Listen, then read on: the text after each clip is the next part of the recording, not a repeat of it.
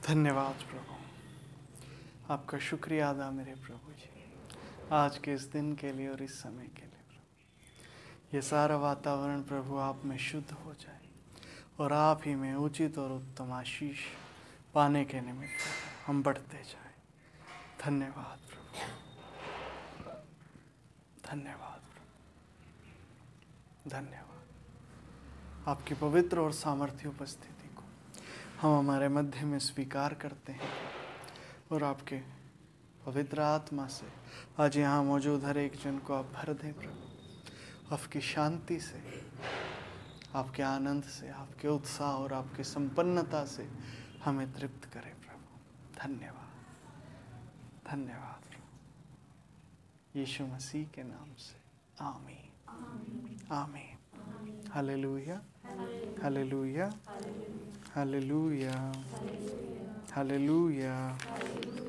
ठीक है जी, बैठेंगे सभी।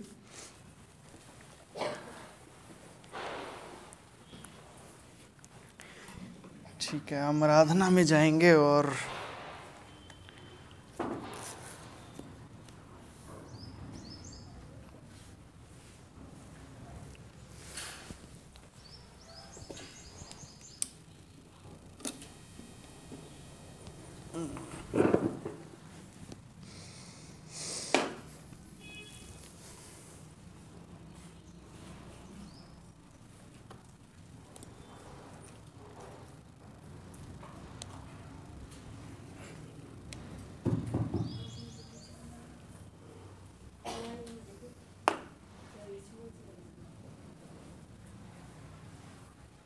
Hallelujah, hallelujah. ठीक है जी। प्रभु यहोवा मुझ में है, आजकल उसका डेरा है। अपनी आग से मुझको वो हरदम घेरे रहता है। प्रभु यहोवा मुझ में है, आजकल उसका डेरा है। अपनी आग से मुझको वो हरदम घेरे रहता है। प्रभु यहोवा मुझ में है। विनती से बढ़कर समझ से आगे काम वो मुझ में करता है। उसका मेरे अंदर बसना रहस्य है, रहस्य है। विनती से बढ़कर समझ से आगे काम वो मुझ में करता है। उसका मेरे अंदर बसना रहस्य है, रहस्य है। प्रभु यहोवा मुझ में है, आजकल उसका डेरा है। अपनी आग से मुझको वो हरदम घेरे रहता है। प्रभु यहोवा मुझ में है।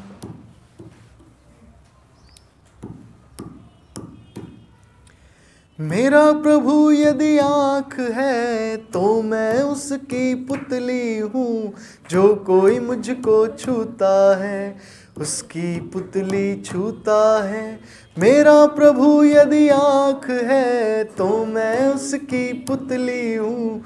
जो कोई मुझको छूता है उसकी पुतली छूता है। प्रभु यहोवा मुझ में है, आजकल उसका डेरा है। अपनी आग से मुझको वो हरदम घेरे रहता है। प्रभु यहोवा मुझ में है।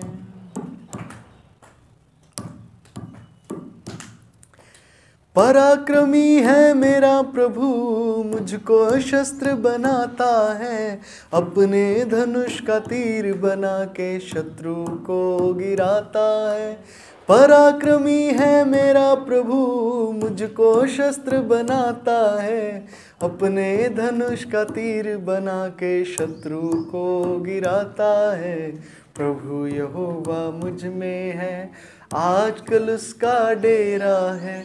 अपनी आग से मुझको वो हरदम घेरे रहता है। प्रभु यहोवा मुझ में है।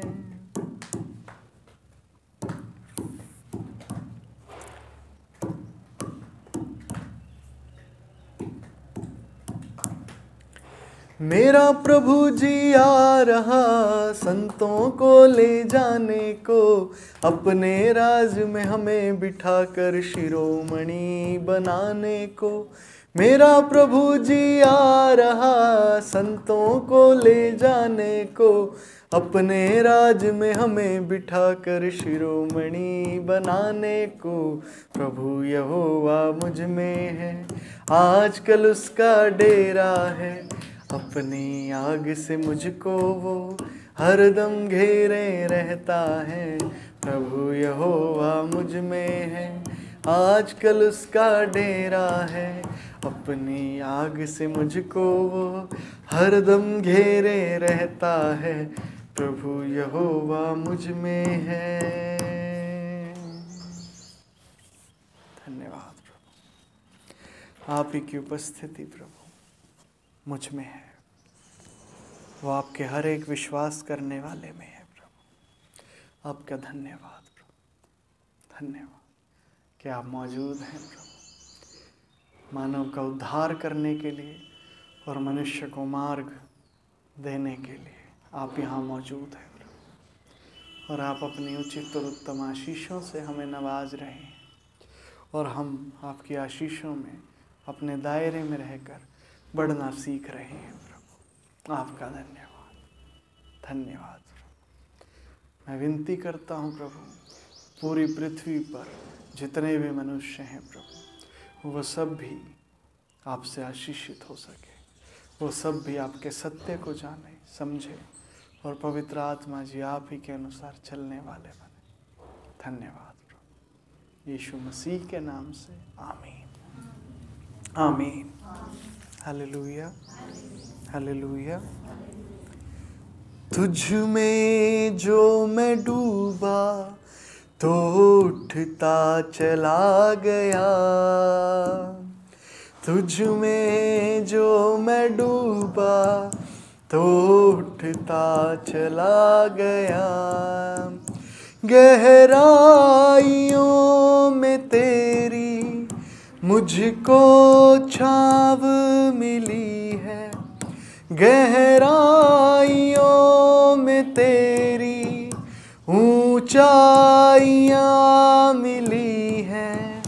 पाकर के तुझको मैं निराला हो गया, तुझ में जो मैं डूबा तो उठता चला गया, तुझ में जो मैं डूबा तो उठता चला गया।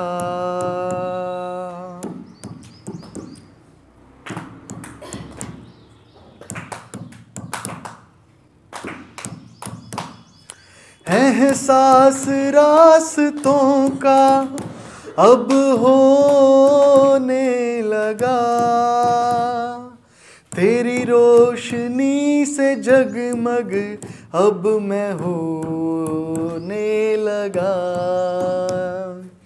एहसास रास्तों का अब होने लगा, तेरी रोशनी से जगमग अब मैं होने लगा। परछाइयों में तेरी मुझको छाव मिली है, परछाइयों में तेरी मुझको छाव मिली है।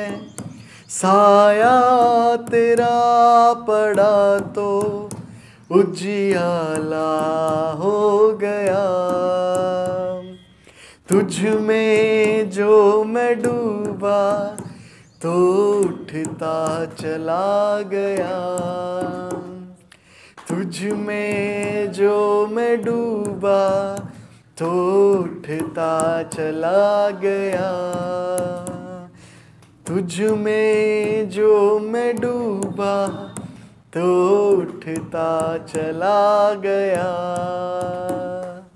तुझ में जो मैं डूबा तो उठता चला गया। गहराइयों में तेरी ऊंचाइयाँ मिली हैं, गहराइयों में तेरी ऊंचाइयाँ मिली हैं।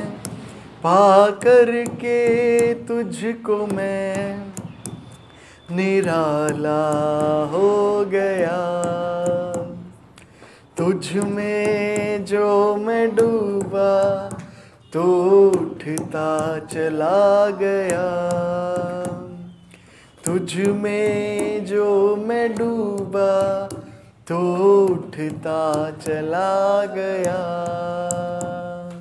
तुझ में जो मैं डूबा तो उठता चला गया, तुझ में जो मैं डूबा तो उठता चला गया। धन्यवाद प्रभु, धन्यवाद प्रभु, आपके प्रकाश के लिए, आपके उजियाले के लिए शुक्रिया अदा प्रभु। ये सारी सभा को आप ही के पवित्र हाथों में देता हूँ प्रभु, और आपसे विनती और प्रार्थना करता हूँ कि मेरे प्यारे प्रभु, आपकी मौजूदगी में हम सब आपकी पवित्रता से भरते जाएं, आपकी सामर्थ्य से भरते जाएं, ताकि आपकी महिमा में आपके संग एक हो सके। यीशु मसीह के नाम से आमीन, आमीन। Hallelujah, hallelujah, hallelujah, hallelujah, hallelujah, hallelujah, hallelujah, hallelujah. ठीक है जी।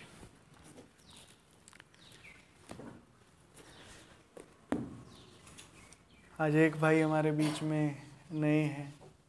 ठीक है जी, क्या नाम है आपका भाई? उपनेश कुमार। अच्छा, पहली बार ही आए हैं उपनेश कुमार आप? ठीक है, आप कहाँ से हैं उपनेश? पट्टी कलियाना से हैं। ठीक है उपनेश, तो आपको किसने बताया प्रभु के बारे में, कलीसिया के बारे में? अच्छा, पिंकी सिस्टर ने। ठीक है जी, ठीक है उपनेश कुमार, आपका स्वागत है प्रभु की कलीसिया में। हाँ, मेरी उम्मीद है कि प्रभु आपको आशीष दें आज, है ना? ठीक है जी, तो हम सुसमाचार से शुरू करते हैं। ठीक है जी, एक सुसमाचार है, खुशखबरी है, उसी से हम शुरू करेंगे और उसके बाद वचन की तरफ आगे चलेंगे। Hallelujah, hallelujah. ठीक है जी, तो सुसमाचार क्या है कि आज से 2000 वर्ष पहले प्रभु यीशु मसीह हमारे लिए इस जगत में आए, वो मारे गए, वो गाड़े गए और तीसरे दिन मुर्दों में से जी उठे।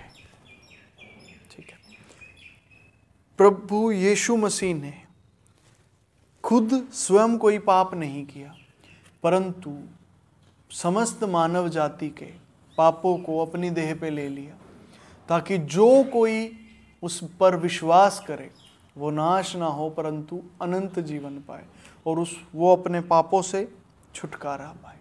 Hallelujah, hallelujah, hallelujah. ठीक है जी, तो जो कोई भी विश्वास करता है कि यीशु मसीह मुर्दों में से जी उठा, वो मारा गया, गाड़ा गया और तीसरे दिन मुर्दों में से जी उठा, उसके सारे पाप क्षमा कर दिए जाते हैं। Hallelujah, hallelujah, hallelujah. और वो अपने दुखों से, तकलीफ़ों से, बीमारियों से और हर चीज़ जिसमें वो फंसा होता है, वो उन सब चीज़ों से छुटकारा पाता है।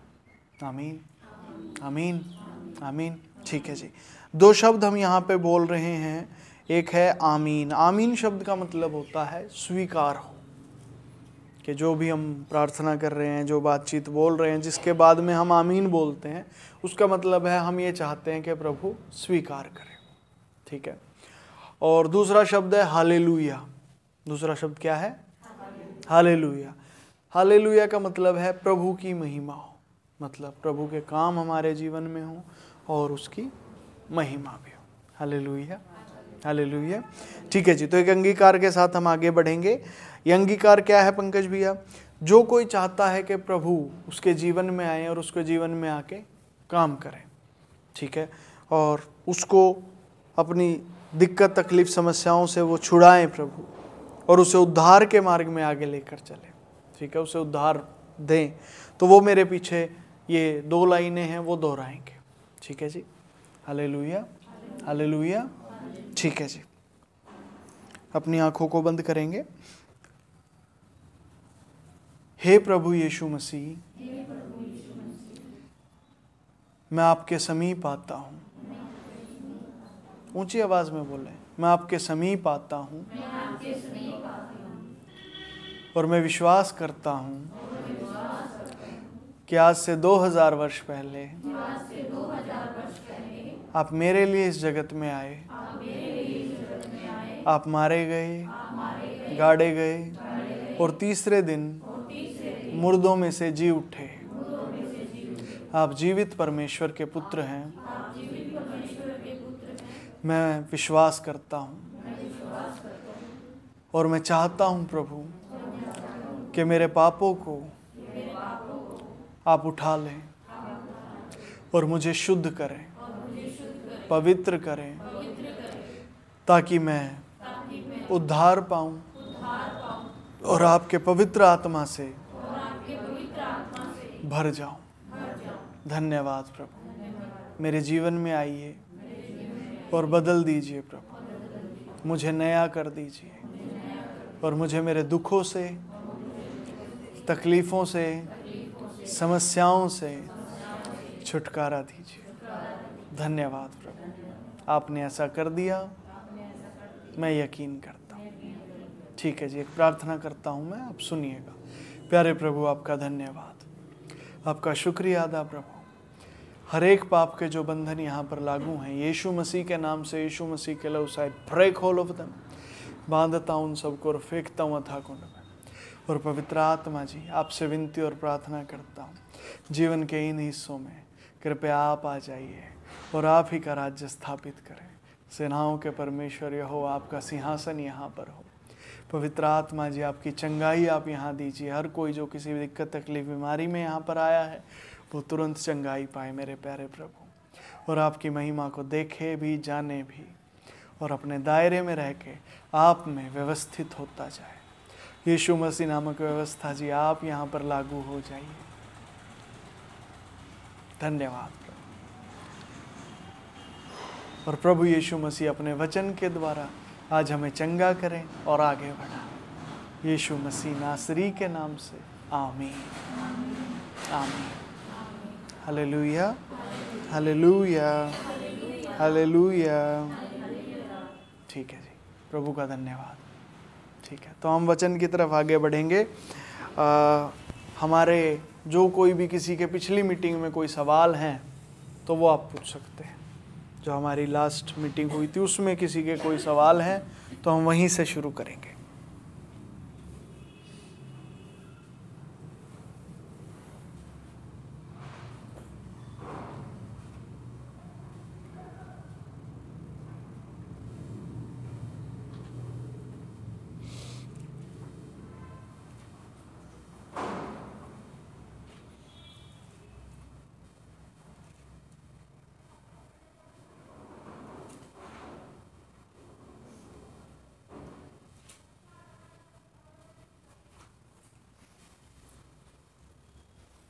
बताइए, किसी के भी कोई सवाल जो पिछली हमारी मीटिंग हुई थी उससे जुड़े किसी के कोई सवाल हैं तो है किसी के पास? नहीं, सब क्लियर है। ठीक है जी, ठीक है। मेरे पास सवाल आए हैं, जो लोग ऑनलाइन वचन सुनते हैं वहाँ से मेरे पास सवाल आए हैं। ठीक है, तो उस सवाल से ही शुरू करते हैं। मैं पहले सवाल पढ़ देता हूँ, आप सब शामिल होइएगा। ठीक है, अब सुनिएगा ध्यान से। आज के फैक्ट के अकॉर्डिंग जिसका दिल धड़कता है वो जिंदा है। तो आदम कैसे जिंदा था जब उसका दिल नहीं धड़कता था? ठीक है, पिछली बार मीटिंग में ये बात की थी हमने। ठीक है, आखिर में हमने डिस्कस किया था ये चित्र नंबर 2 में, 2 से ही हमने देखा था थोड़ा कि आदम अदन वाटिका में है। ठीक है, और हमने एक बात बोली थी कि जिस समय आदम परमेश्वर का वचन सुनता था, ठीक है, जिस समय आदम परमेश्वर का वचन सुनता था उस समय क्या होता था, वो वचन उसके जीवन में आता था और वो जीवित होता चला जाता था, या फिर ये कहे वो अंग उसके जीवन में सक्रिय होने लग जाते थे, बनते जाते थे, ठीक है, वो बनते जाते थे।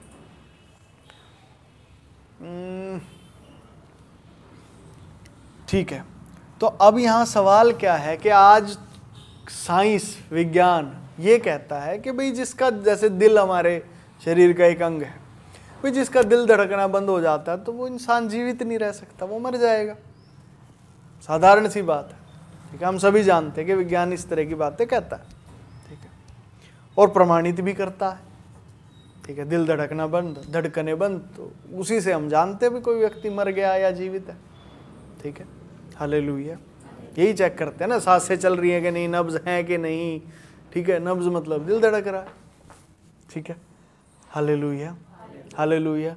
तो जो सवाल है वो बड़ा ही कैसे कहे अच्छा सवाल है कि भाई आज के फैक्ट्स के अकॉर्डिंग जिसका दिल धड़कता है वो ही जिंदा है, तो आदम कैसे जिंदा था जब उसका दिल नहीं धड़कता था? ठीक है, ठीक है, तो जवाब देखना हम शुरू करें। एक छोटी प्रार्थना कर लेते हैं, उसके बाद फिर हम आगे बढ़ेंगे। प्यारे प्रभु, आपका धन्यवाद हो, आज आपके वचनों के द्वारा हम सब आशीषित हों प्रभु। धन्यवाद धन्यवाद, यीशु मसीह के नाम से, आमीन आमीन। ठीक है जी, इसका जवाब ना एक उदाहरण से समझा जा सकता है। क्या उदाहरण पंकज भैया?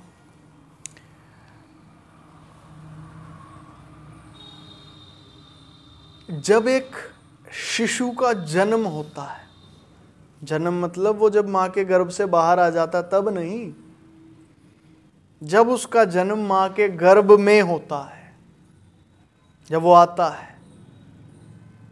आपको क्या लगता है जब वो मां के गर्भ में आता है तो उसका दिल होता है?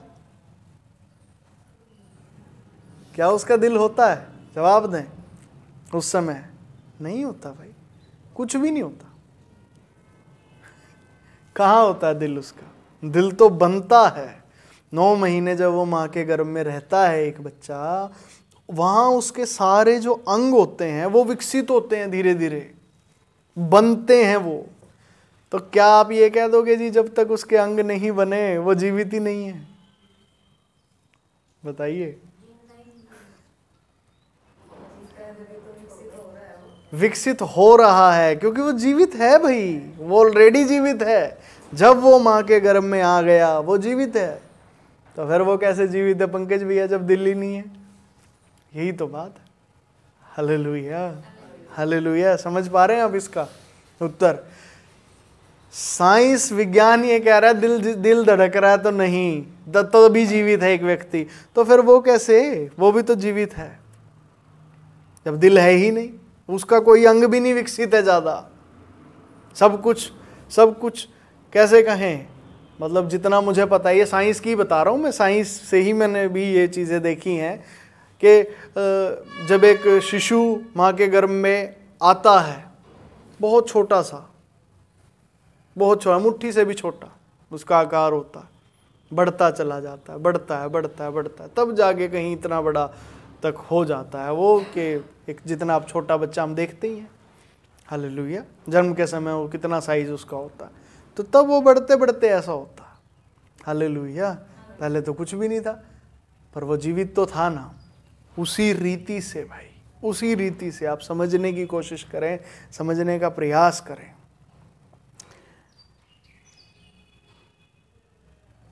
कि आदम जब अदन वाटिका में था, आदम जब अदन वाटिका में था तो वहां भी इसी रीति से था। तो क्या जी वहां वो माँ के गर्भ में था? आदम अदन वाटिका में माँ के गर्भ में था। आप ऐसा समझिए वो बाप के हाथों में था, माँ के गर्भ में नहीं था, बाप के हाथों में था। हालेलुया। अदन वाटिका को आप ऐसे समझिए, वो पिता के हाथ है, वो पिता के हाथों में है। हालेलुया। और वहाँ विकसित हो रहा है, वहाँ विकसित हो रहा है, वहाँ बन रहा है वो। हालेलुया। जैसे एक शिशु माँ के गर्भ में बनता है, तैयार होता है, वैसे ही आदम अदन वाटिका में तैयार हो रहा है। हालेलुया। ठीक है जी। तो इसीलिए जब तक, मतलब ज़रूरी नहीं है कि उसका दिल धड़क ही रहा है, ज़रूरी थोड़ी है। वचन आया, परमेश्वर से उसने वचन को ग्रहण किया, वो वचन उसके अंदर गया, उसने दिल को जीवित किया, उस वचन से वो जीवित हुआ। हालेलुया। और वो दिल बना और वो धड़कने लगा, वो काम आने लगा। Hallelujah, hallelujah, hallelujah. जैसे माँ के गर्भ में एक बच्चा है, तो कोई कहे जी उसके हाथ, वो हाथ नहीं बने थे भैया, शुरू में कहाँ बनते हैं, वो तो अंदर ही अंदर बनते चले जाते हैं। तो उससे पहले जी हाथ से काम कैसे करता था, जरूरत ही नहीं थी। जब हाथ नहीं थे, माँ के गर्भ में कोई बच्चा है, उसके हाथ अभी बने नहीं हैं, ठीक है। जैसे हम देखते हैं हमारे हाथ हैं, ये बने हुए हैं, पूरी तरह बने हैं, तैयार हैं, हम इनसे काम ले सकते हैं। माँ के गर्भ में जब एक बच्चा होता है, उसके हाथ बने नहीं हैं, तो उन हाथों से वो काम कैसे करेगा, काम करना ही नहीं है। वैसे ही जैसे दिल है, अगर वो दिल नहीं बना था उस समय तक जब वो अदन वाटिका में था, और जब वचन आया तो अदन वाटिका में ही उसका दिल तैयार हो गया। तो कोई कहे जी दिल जो काम करता है, धड़कने का काम, ब्लड को पंप करने का काम, आज हम जानते हैं ये सब चीजें, तो वो काम कैसे होते थे, होते ही नहीं थे, जरूरत ही नहीं थी। हालेलुया।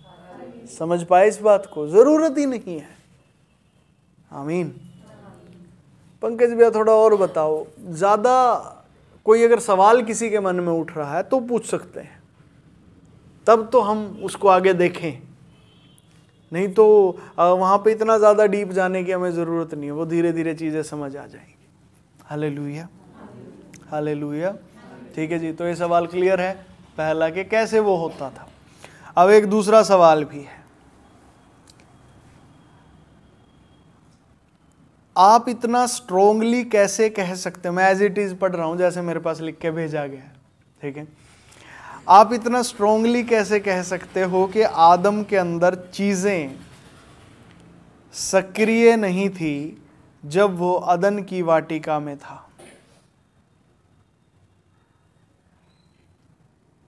आपका कहना है कि आदम का दिल बाद में एक्टिवेट हुआ जब उसे शिक्षा मिली। तो आप ऐसा कैसे इतना स्ट्रोंगली कैसे कह सकते हो कि आदम के अंदर चीजें सक्रिय नहीं थी? ठीक है, वचन के अनुसार, वचन में ही लिखा है। कहां पे? यूहन्ना 1:1 में ही लिखा है। निकाल लेते हैं एक बार, यूहन्ना शुरू से ही पढ़ते हैं, उसके 1:1 में है या कहाँ है देख लेंगे हम।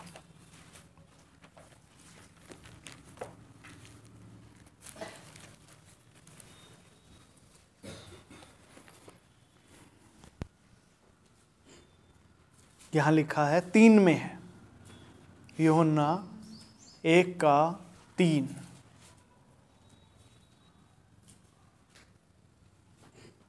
पढ़ दे कोई एक जन ऊंची आवाज में। सब कुछ उसी के द्वारा उत्पन्न हुआ, और जो कुछ उत्पन्न हुआ है उसमें से कोई भी वस्तु उसके बिना उत्पन्न नहीं हुई। Hallelujah, hallelujah, hallelujah. और लिखा है आगे, अगला भी पढ़ दे 4 भी। उसमें जीवन था, और वह जीवन मनुष्यों की ज्योति था। आमीन, आमीन। तो हम कैसे कह सकते हैं इस बात को कि आदम के अंदर चीज़ें सक्रिय नहीं थी जब वो अदन वाटिका में था, और उसके बाद सक्रिय हुई, एक्टिवेट हुई? इस वचन से कह सकते हैं हम कि हर चीज़ उत्पन्न भी उसी के द्वारा हुई है। समझिए, हर चीज़ परमेश्वर के वचन के द्वारा ही उत्पन्न हुई है, और हर चीज़ में जीवन भी उसी के द्वारा आया है, क्योंकि यहाँ लिखा है उसमें जीवन था। Hallelujah, hallelujah. उसमें क्या था? और वह जीवन मनुष्यों की ज्योति था। Hallelujah, hallelujah. इस बात से, इस कैसे कहें, शास्त्रों में लिखे इस वचन से हम कह सकते हैं कि ऐसा ही हुआ है। मतलब स्ट्रॉन्ग होल्ड हमारी ये वचन ही है। आमीन। पंकज भैया, इस बात के बारे में हम थोड़ा और खोल के जिक्र नहीं कर सकते? मतलब जो ये बात आप बता रहे हैं, इसके बारे में और ज़्यादा हम खोल के बात नहीं कर सकते? हाँ, हम कर सकते हैं और ज़्यादा खोल के, पर एक सही समय आने पे। आमीन, आमीन। जैसे जैसे वचन हमें लेके चलता रहेगा, हम आगे बढ़ते जाएंगे। Hallelujah, hallelujah. अब एक तीसरा भी सवाल है मेरे पास। ये सवाल है, अदन वाटिका कैसे वापिस आई? हमने मीटिंग में, लास्ट मीटिंग में बिल्कुल अंत में ये बात को बोला था कि अदन वाटिका अब वापिस आ गई है। पंकज भैया, अदन वाटिका वापिस कैसे आ सकती है? वो वापिस कैसे आ सकती है? वो तो गई ना, उससे तो बाहर निकाल दिया गया था आदम को। ठीक है, कहाँ निकाला था, क्या निकाला था, क्या हुआ था? पंकज भैया निकाल लेते हैं, उत्पत्ति की पुस्तक उसमें देख लेते हैं, बिल्कुल पहली पुस्तक।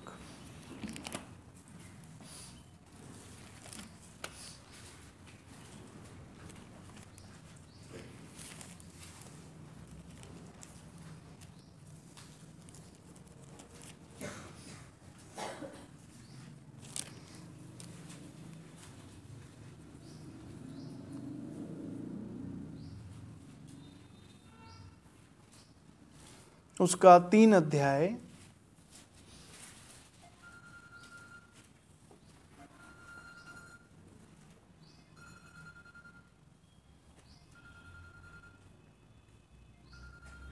और उसका 23 वचन।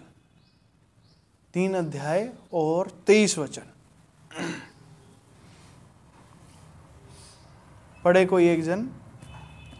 इसलिए यहोवा परमेश्वर ने उसको अदन की वाटिका में से निकाल दिया कि वह उस भूमि पर खेती करे जिसमें से वह बनाया गया था। इसलिए आदम को उसने निकाल दिया और जीवन के वृक्ष के मार्ग का पहरा देने के लिए अदन की वाटिका के पूर्व की ओर करूबों को और चारों ओर घूमने वाली ज्वाला में तलवार को भी नियुक्त कर दिया। आमीन, आमीन। ये क्या हुआ पंकज भैया? मतलब ये जो काम था, ये जो बात थी, ये क्या हुई? कि कैसे ये चीज हुई? आदन वाटिका से परमेश्वर ने आदम को बाहर निकाल दिया, और अब आपने कहा है कि अदन वाटिका वापिस आ गई है। ठीक है, अदन वाटिका वापिस आई, तो अदन वाटिका वापिस कैसे आई है? समझिएगा बड़े ध्यान से, बड़े गौर से, सीधे बैठे, लाइन में आ जाओ। ठीक है, हाँ। अदन वाटिका वापिस कैसे आई? अदन वाटिका कलीसिया है। Hallelujah, hallelujah. कलीसिया ही अदन वाटिका है। अब कलीसिया वो जगह है जहां वचन के द्वारा मनुष्य फिर से बनता जा रहा है, वो पूरा होता जा रहा है। Hallelujah, hallelujah, hallelujah.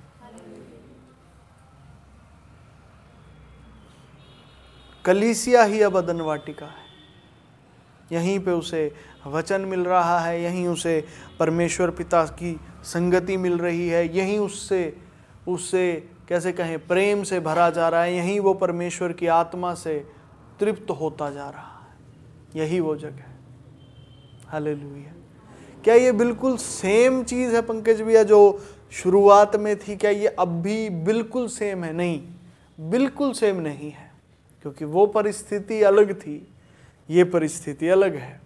वो परिस्थिति में एक ही आदम था, इकलौता।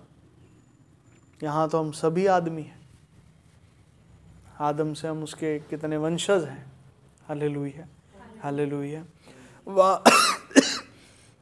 वहाँ जो आदम था, उस आदम ने पाप को शरीर में अनुभव नहीं किया था उस समय तक। यहाँ जो हम हैं, हम पाप को शरीर में अनुभव कर चुके हैं, हम रह चुके हैं उस पाप में। Hallelujah, hallelujah. यहाँ तक कि हमारे दिमाग में अभी भी उस पाप की ही चीज़ें चलती रहती हैं। ठीक है जी। कितनी ही बार हमें पता ही नहीं चलता कि हमारे जीवन में चल क्या रहा है। क्यों? क्योंकि वो पाप की जो सिस्टम हमारे दिमाग में है, पाप की जो रीतियाँ विधियाँ हमारे दिमाग में पहले से हैं, इन संसारिक व्यवस्थाओं की वजह से। ठीक है, ये जो चीज़ें हमारे दिमाग में हैं, ये चीज़ें हमें सत्य और उसके सिस्टम को कैसे कहें, जानने नहीं देती। क्योंकि दिमाग को लगता है मुझे तो पहले से पता है ये सारी चीज़ें। उदाहरण पंकज भैया, ठीक है जी, उदाहरण मैं बताता हूँ। बड़ा अच्छा उदाहरण है ये। मुझे आज सुबह ही ये बात समझ आई, बल्कि जब सुबह सुबह मैं उठा तब मुझे ये बात समझ आई। ये बात मेरे पास आ गई थी तीन चार दिन पहले के आसपास शायद। क्या हुआ, हमारे कलीसिया के किसी भाई ने अपनी जो वीडियो थी वो किसी पास्टर जी के पास भेजी। किसी दूसरे पास्टर जी थे कोई, ठीक है, उनके पास भेजी। अब उन्होंने कहा कि भाई पास्टर ये वचन सुनो और प्रभु आपको आशीष दे, हमारे कलीसिया के जन ने। अब उन्होंने, पास्टर जी ने वो वीडियो सुनी होगी, देखी होगी, सुन के वो क्या कहते हैं, हाँ बड़ी बेसिक सी टीचिंग है ये, मतलब बड़ी बुनियादी बातें हैं, कोई ज़्यादा बड़ी बातें नहीं कर रखी हैं और बड़ी बेसिक सी बातें हैं। अब उन्होंने जब सुना तो उन्होंने ये बोला, और ये बात मेरे आज जाके समझ आई कि ये क्या बात है। तो क्या समझ में आया पंकज भैया आपको? देखिए, समझ मुझे ये आया कि ये ना बात लग रही है बड़ी बेसिक। क्यों? क्योंकि दिमाग में जो ये सांसारिक व्यवस्थाओं ने डाटा डाल दिया है ना, उस डाटा के अनुसार ये बातें बड़ी आसान और सीधी लगती हैं। ऐसा लगता है ही कुछ नहीं, कुछ भी तो नहीं है ये बातें। क्या है ये बातें जो हम कर रहे हैं? तो आसान सी बातें हैं पंकज भैया। आप जानते, मैंने आपको एक बात बताई थी, कोई भी बात होती है उस बात के पीछे, उन शब्दों के पीछे व्यवस्था होती है। बात खाली बात नहीं होती। मान लीजिए आपने किसी को हाय हेलो भी किया ना, वो हाय हेलो भी खाली हाय हेलो नहीं होती। उस हाय हेलो के पीछे एक व्यवस्था छुपी होती है। कहीं कहीं तो वो हाय हेलो बड़ी आदरणीय होती है, कहीं कहीं आप देखिए वो हाय हेलो भी ना, कैसे कहें, बड़ी घृणित सी होती है। हमारा मन ही नहीं करता किसी से हाय हेलो करे, क्योंकि उसने बड़े गंदे तरीके से हाय हेलो किए। शब्द तो वही बोले ना भाई, और उसके पीछे की व्यवस्था कुछ और है।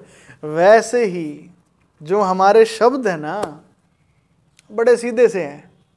और सांसारिक व्यवस्थाओं ने जो दिमाग में डाटा भरा है, तो दिमाग को ये लगता है सीधी सी तो बातें हैं, इसमें क्या मतलब, ऐसा क्या है। पर जब वो बातें हमारे जीवन में आके ना काम करती हैं, और व्यवस्था जब हमारे जीवन में आके ना छुटकारा देती है, छुड़ा देती है, आज़ाद कर देती है, तब पता चलता है कि कितनी पावरफुल है ये बात। Hallelujah, hallelujah, hallelujah. ऐसा भी एक जो हमारे बीच में वो नहीं आते हैं, भाविका सिस्टर दिल्ली से, एडवोकेट भाविका, उनकी मम्मी ने ये बात बोली। मतलब उनकी मम्मी ने वचन सुना। वो भी काफ़ी टाइम से, कई सालों से चर्च जाते हैं, और जा के बस हालत उनकी ख़राब ही हो चुकी थी। ठीक है, तो किसी तरह प्रभु का अनुग्रह हुआ और उन्होंने हमारा वचन सुना। तो ये गवाही उन्होंने भी दी थी। उन्होंने कहा था, मतलब वो बड़े उम्र के हैं, तो उन्होंने बोला, भाविका को ही बोला उन्होंने कि भाई ये पास्टर जी जो बात बता रहे हैं ना, ये बड़ी आसान सी लगती है, बड़े प्यार से, और आदमी ना जहाँ कहीं फंसा होता है उसे वहाँ से बड़े प्यार से निकाल के ले आती हैं ये बातें। पता भी नहीं चलता कि इतनी बड़ी समस्या में था वो व्यक्ति। मतलब बड़े प्यार से, चाहे कितनी भी बड़ी दिक्कत में वो व्यक्ति फंसा हो, ये बातें उसे बड़े प्यार से निकाल लाती है। ठीक है, तो ऐसा ही है। ठीक है, सॉफ्ट हैं हमारे वचन, बड़े नरम हैं, पर सामर्थ्य है, ताकत बहुत ज़्यादा। Hallelujah, hallelujah. ठीक है जी। तो ये सॉफ्ट जो लगते हैं वो दिमाग को लगते हैं, क्योंकि वो सांसारिक व्यवस्थाओं को ये लगता है इसमें कौन सा बड़ी बात बता दी पास्टर जी ने, ये तो आसान सी बात है। जैसे उस पास्टर जी ने कहा था दूसरे ने कि भाई ये तो बड़ी बेसिक टीचिंग है। अभी उन्हें ये नहीं पता है जो टीचिंग उनको मिली है, उस टीचिंग के पीछे व्यवस्था क्या है। ये वो व्यवस्था जो आज़ाद कर देगी, ये वो व्यवस्था है जो जीवन में बेदारी ला देगी, ये वो व्यवस्था है जो आपको छुड़ा देगी आपकी समस्याओं से, निकाल के बाहर ले आएगी। Hallelujah, hallelujah, hallelujah. ठीक है जी। तो फर्क हम क्या बताने लगे थे? हम ये बताने लगे थे कि दिमाग को कैसा लगता है। दिमाग को ये बातें बिल्कुल साधारण लगती हैं, पर ये हैं बड़ी सामर्थ्य। आमीन, आमीन, हालेलुया, हालेलुया। पंकज भैया, तो इसका इस सवाल से कि आदन वाटिका कैसे वापिस आई? आदन वाटिका यीशु मसीह ने जो क्रूज पर बलिदान दिया, जो पापों की सज़ा यीशु मसीह ने क्रूज पे भुगत ली, उस सज़ा को भुगतने के बाद परम प्रधान परमेश्वर की ओर से मनुष्यों के लिए एक जगह तैयार की गई जिसको कलीसिया कहा गया है। वो जगह परम प्रधान परमेश्वर से वचन पाने की है, ताकि आदम उद्धार पाए। हालेलुया। मनुष्यों को उद्धार मिले, मनुष्य पूरे हों और वो उद्धार पाए। Hallelujah, hallelujah, hallelujah. समझ पाए इस बात को? हालेलुया। तो आदन वाटिका कैसे वापिस आई है? वो कलीसिया के रूप में वापिस आई है। कलीसिया ही अब वो आदन वाटिका है, जहाँ वो परमेश्वर से, एक आदमी परमेश्वर से मिलता है, एक मनुष्य की उसके परम प्रधान परमेश्वर, उसके सृष्टिकर्ता के साथ मुलाकात होती है। आमीन, आमीन, हालेलुया, हालेलुया। ठीक है जी। पर पंकज भैया, हमें एकदम से एहसास क्यों नहीं होता? सेम वही बात, एकदम से एहसास इसलिए नहीं होता क्योंकि सांसारिक व्यवस्थाओं में हमारा दिमाग इतने समय तक रहा है। चित्र 32 में हमने बनाया दिमाग, ये इतने समय तक रहा है, इसे सूझता ही नहीं है कि ये भी हो सकता है, ऐसा भी कुछ होता है। Hallelujah, hallelujah, hallelujah.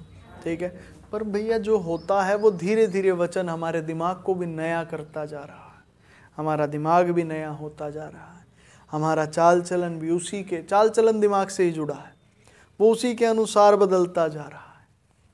Hallelujah, hallelujah, hallelujah, hallelujah. ठीक है जी। तो ये 3 सवाल थे, इन 3 सवालों के तो हम जवाब दे चुके हैं। बाकी तो लाइव सेशन के क्वेश्चन हैं, उनको लाइव सेशन में हम कवर करेंगे। ठीक है जी। आप सबके भी किसी के कोई इस तरह से सवाल हैं जो डायरेक्टली संडे की मीटिंग से नहीं जुड़े, पर हैं कुछ सवाल, वो लाइव सेशन में हम कवर कर सकते हैं। संडे के दिन ही लाइव सेशन होता है, अभी 3:30 से 4 बजे तक। ठीक है, फेसबुक पे ये लाइव सेशन होता है, तो आप अपने सवाल उसके लिए दे सकते हैं, ताकि वो उसमें डिस्कस हो जाए, फिर आपको वो वीडियो में मिल जाए। Hallelujah, hallelujah, hallelujah, hallelujah.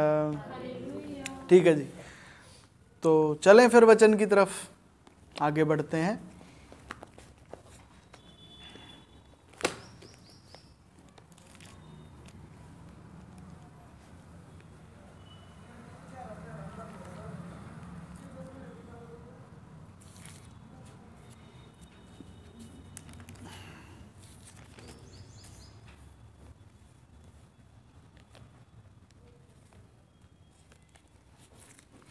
हमने नीति वचन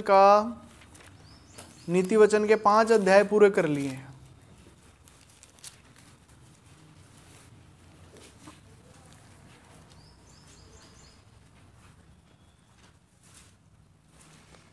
पूरे नहीं हुए, इसका ये आखिरी वचन रहता है। नीति वचन 5:23 ये रहता है, ये हमने डिस्कस नहीं किया है।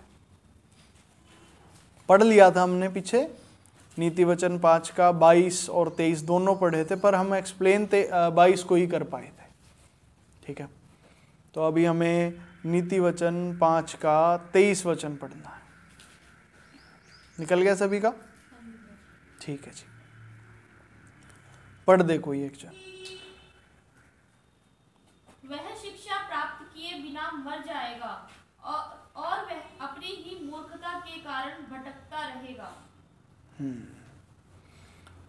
22 भी पढ़ दीजिए एक बार। दुष्ट अपने ही अधर्म के कर्मों में फंसेगा और अपने ही पाप के बंधनों में बंधा रहेगा। वह शिक्षा प्राप्त किए बिना मर जाएगा और अपनी ही मूर्खता के कारण भटकता रहेगा। प्रभु हमारी मदद करें इसे समझने में। आमीन आमीन। यहाँ लिखा है कि दुष्ट अपने ही अधर्म के कर्मों से फंसेगा और अपने ही पाप के बंधनों में बंधा रहेगा। वह शिक्षा प्राप्त किए बिना मर जाएगा और अपनी ही मूर्खता के कारण भटकता रहेगा। ठीक है जी, वह शिक्षा प्राप्त किए बिना मर जाएगा और अपनी ही मूर्खता के कारण भटकता रहेगा।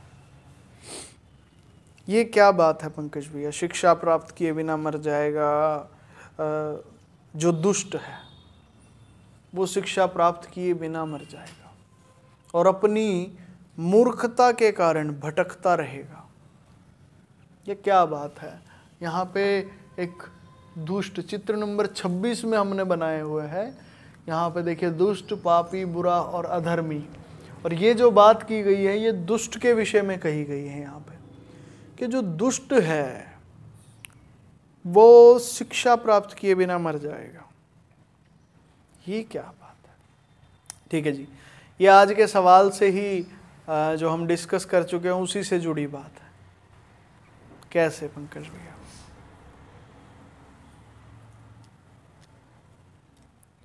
कैसे?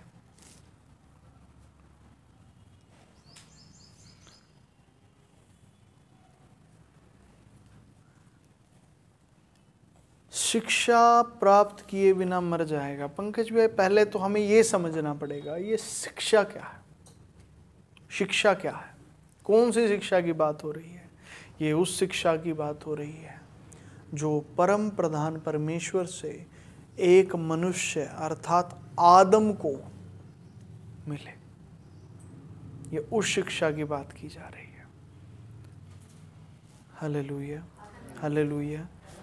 मतलब पंकज भैया, मतलब दुष्ट, पापी, बुरा और अधर्मी, ये कैटेगरी, इन व्यवस्थाओं को अदन वाटिका में आने की परमिशन नहीं है। ये नहीं आ सकती और ना ही ये शिक्षा को ग्रहण कर सकते। तो पंकज भैया, शिक्षा को देवता, पवित्र, भले और धर्मी, ये लोगों को ही शिक्षा प्राप्त होगी। केवल यही हैं जो शिक्षा को ले सकते हैं, वो शिक्षा नहीं ले सकते, उन्हें दी ही नहीं जाएगी। पंकज भैया, ये कोई कायदा है, क्राइटेरिया है? बिल्कुल यही कायदा है। हालेलुया। जैसे हम यहाँ बाहर संसार में अगर देख लें, शरीर में, कि शरीर में जो हमारे स्कूल्स वगैरह होते हैं, ठीक है, वहाँ के भी एक कायदे होते हैं ना, क्राइटेरिया होता है। क्या क्राइटेरिया होता है पंकज भैया? कि भैया जिसने फीस भरी है, जिसने एडमिशन लिया है स्कूल में, वही आके क्लास में शिक्षा ले सकता है। मान लीजिए किसी ने स्कूल में दाखिला ही नहीं लिया, एडमिशन ही नहीं लिया, ठीक है, फीस ही नहीं भरी है, वो कैसे स्कूल में जाएगा और बैठ के शिक्षा को लेगा? उसे लेने नहीं दिया जाएगा। उसे कहा जाएगा भी पहले अपना एडमिशन करवाओ, दाखिला लो, फीस है इतनी, फीस भरो इसकी, फिर उसके बाद आपको ड्रेस दी जाएगी, आपकी वर्दी होगी, प्रॉपर अपनी यूनिफॉर्म में आप आइए स्कूल में, ठीक है, स्कूल के कायदे कानूनों को मानिए, फिर आप शिक्षा को ग्रहण कीजिए। ऐसे कैसे? तो वैसे ही अदन वाटिका के लिए, या फिर ये कहें कलीसिया के लिए भी रूल्स हैं। आप दुष्ट, पापी, बुरे और अधर्मी, इस तरह की व्यवस्थाओं में कलीसिया नहीं आ सकती। पर पंकज भैया हर कोई इसी व्यवस्था में होता है। इन व्यवस्थाओं में तो बहुत कम लोग होंगे, या फिर ये को पाप में तो हर कोई है, तो फिर इन व्यवस्थाओं में वो कैसे आ सकता है? पाप में तो हर कोई है। यहाँ पे तो कोई भी नहीं है जो परमेश्वर के विरोध में नहीं है, या झूठ का शिकार नहीं है। हर कोई झूठ पे विश्वास कर रहा है तो वो पापी है। पिछले दिनों हमने देखी कि पापी की व्यवस्था क्या है। शायद आप लोगों के साथ मैं कलीसिया में डिस्कस नहीं की, पर पापी की वो देखी थी परिभाषा कि पाप क्या है। झूठ पर विश्वास करना ही पाप है। आप किसी झूठ पर विश्वास करते हैं, यही पाप है। ये हमने कलीसिया में देखा था, कलीसिया में नहीं देखा था। हाँ, किसी पर्सनल काउंसलिंग में हमने ये बात हमारे सामने आई थी। ठीक है, झूठ पर विश्वास करना ही पाप है। इसे लिखें हम कहीं, या आप सब अपने अपने नोटबुक में लिख लीजिए, जो जिसके पास है लिखने के लिए, वहां नोट कर लीजिए। झूठ पर विश्वास करना ही पाप है।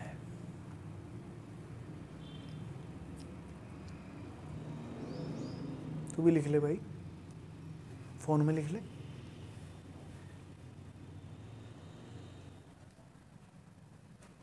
झूठ पर विश्वास करना ही पाप है।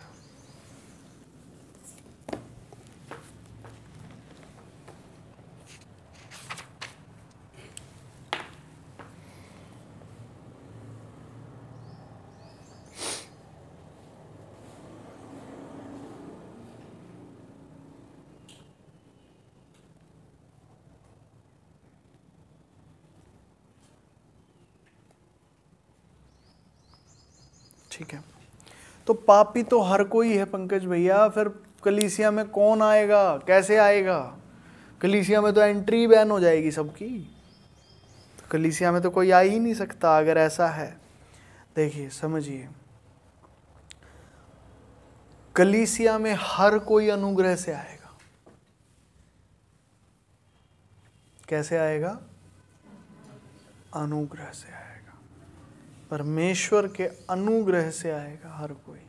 ठीक है, अनुग्रह उस कैटेगरी के हर उन व्यवस्थाओं में, दुष्ट, पापी, बुरे और अधर्मी, उन व्यवस्थाओं में जो भी लोग हैं उनके ऊपर परमेश्वर का अनुग्रह होगा, और वो अनुग्रह में कलीसिया में अटेंड कर पाएंगे। हालेलुया। वो उस अनुग्रह में परमेश्वर के वचन को जान पाएंगे, सुन पाएंगे। हालेलुया। और अब जब वो उस अनुग्रह के अंतर्गत अगर परमेश्वर की मर्जी है तो वो उन्हें विश्वास प्रदान करेगा। ठीक है, परमेश्वर विश्वास प्रदान करता है। ठीक है, अपनी ही इच्छा से, उसकी अपनी इच्छा है। परमेश्वर विश्वास प्रदान करता है, और वो व्यक्ति जब विश्वास कर लेता है सत्य के वचन पे, तो उसको छुड़ा लिया जाता है और उसको इस कैटेगरी में मिला दिया जाता। आमीन, आमीन। यही सिस्टम है। तो इसे ऑपरेट हम करेंगे या परमेश्वर करेगा, ये परम प्रधान का ही काम है, ये वही करता है। हम इसे ऑपरेट नहीं कर सकते। तो हम क्या कर सकते हैं? आप इसमें रुकावट डाल सकते हैं। ठीक है, आप इसमें रुकावट डाल सकते हैं। आप इस काम में कैसे? जब आप ये ना समझे कि आपकी जगह क्या है, आप अपने दायरे में रहना सीखिए। आपका काम क्या? आपका काम वचन को सुनना, सीखना, और जो वचन ने आज्ञा दी है वो करना। आप अपना काम करते जाइए, बस, उससे ज़्यादा आपका काम नहीं। Hallelujah, hallelujah. आप अपने काम को समझिए और अपने काम को अपने दायरे में रह के बस कीजिए। आमीन, आमीन। Hallelujah, hallelujah, hallelujah. ठीक है जी। और बदलाव आपके जीवन में आता जाएगा, उसे लेते जाइए। हालेलुया। तो जी, दुष्ट अपने ही अधर्म के कर्मों से फंसेगा, अपने ही पाप के बंधनों में बंधा रहेगा, वह शिक्षा प्राप्त किए बिना मर जाएगा। हमने 22 वचन डिस्कस कर लिया था ना पिछली बार, या नहीं किया था? बताइए कोई, या सिर्फ 21 तक ही डिस्कस किया था?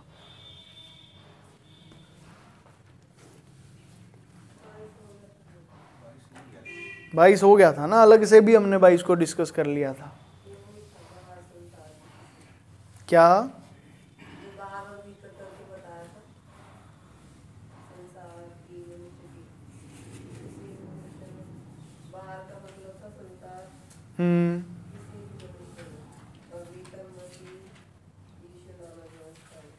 अच्छा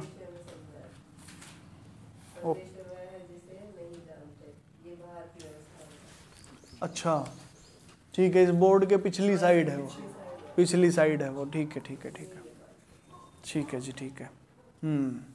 बाहर और भीतर करके जो हमने बताया था, हाँ आ गया, मेरे को भी ध्यान आ गया, ठीक है जी, ठीक है। तो 23 ही पढ़ते हैं, वह शिक्षा प्राप्त किए बिना मर जाएगा और अपनी ही मूर्खता के कारण भटकता रहेगा। क्या पंकज भैया ये जरूरी है कि दुष्ट भटके दुष्ट को भी बचा लिया जाए? दुष्ट को भी उद्धार होना चाहिए, उसको ही क्यों हम ऐसे भटकने के लिए छोड़ दें?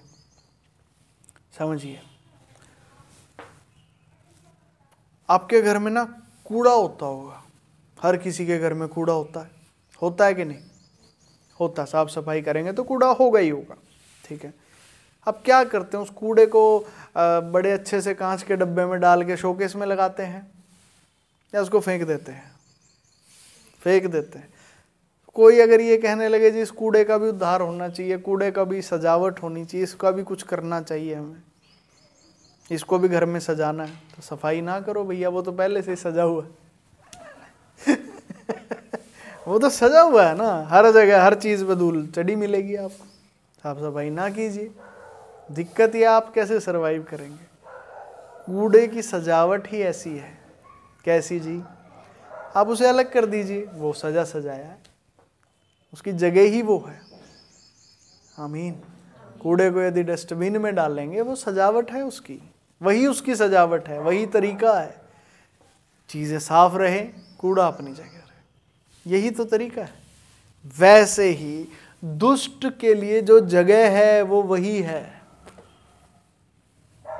हालेलुया, ठीक है। हमारे मन में नहीं पंकज भैया, हमारे मन में दया आती है कई बार, ये दया नहीं है, मूर्खता है। समझिए, ये दया नहीं होती, ये तो कैसे कहें, ये झूठ है। मूर्खता भी सही शब्द नहीं है, झूठ सही शब्द है। ये झूठ है बेटे, ये झूठ है कि जो कूड़े को बाहर नहीं फेंकना चाहिए, कूड़े पे दया आ रही है। अरे कोई बात है, ये झूठ है बेटे, ये झूठ है। जिस चीज की जो जगह है उसे वहीं होना चाहिए। आमीन। आप अगर ये कहें ना कि कूड़े को हम तो राज सिंहासन पर बिठाएंगे, वो बेटे कूड़ा है, वो राज सिंहासन, उसका डस्टबिन ही राज सिंहासन है। अगर तुम कूड़े को राज सिंहासन पर बिठाओगे ना, वो राज सिंहासन को भी डस्टबिन बना देगा। सिंपल सी बात है। आप देख लीजिए, कहीं आप जा रहे हैं, सड़क पे चल रहे हैं, आपके पास कुछ कूड़ा है फेंकने का, आप ना जगह ढूंढते हैं कहाँ दूसरा कूड़ा पड़ा है। जहाँ साफ सुथरा है वहां तो डालने से रुकते हैं थोड़ा, और जहाँ आपको दिखता रहे कूड़ा पहले से पड़ा, ले और ले और ले। अब राज सिंहासन पे कूड़े को बैठाइए आप, हर कोई राज सिंहासन के ऊपर ही जाके कूड़ा डालेगा। ये झूठ है बेटे। तो सच क्या है जी? सच ये है जी जो लिखा है, वो शिक्षा प्राप्त किए बिना मर जाएगा और अपनी ही मूर्खता के कारण भटकता रहेगा। उसका तो है ही काम ये, उसकी जगह ही ये है। Hallelujah, hallelujah. दुष्ट के लिए जगह ही ये है। अगर दुष्ट को आप सिंहासन पे बिठाओगे, वो कैसे कहें, सिंहासन का मतलब होता है राजगद्दी, जहाँ से राज किया जाता है।